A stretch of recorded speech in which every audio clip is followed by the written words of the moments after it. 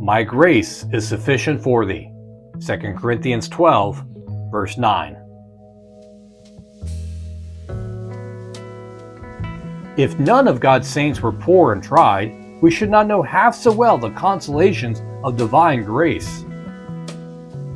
When we find the wanderer who has nowhere to lay his head, who yet can say, "Still will I trust in the Lord," when we see the pauper starving on bread and water, who still glories in Jesus, and when we see the bereaved widow overwhelmed in affliction and yet having faith in Christ, oh, what honor it reflects on the gospel!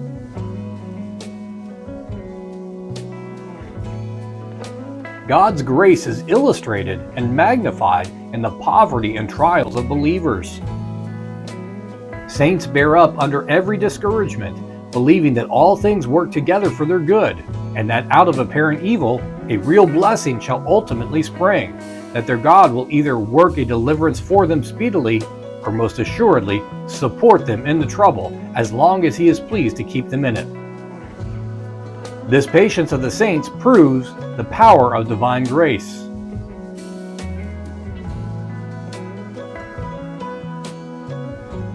There is a lighthouse out at sea. It is a calm night. I cannot tell whether the edifice is firm. The tempest must rage about it, and then I shall know whether it will stand.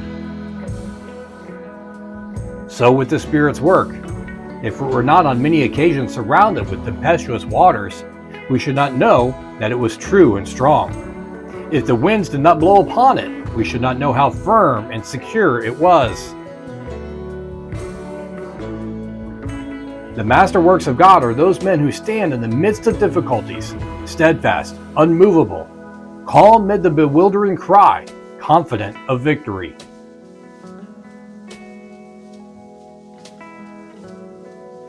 He who would glorify his God must set his account upon meeting with many trials. No man can be illustrious before the Lord unless his conflicts be many.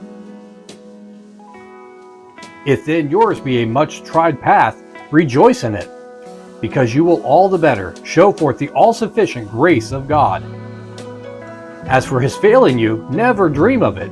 Hate the thought. The God who has been sufficient until now should be trusted to the end.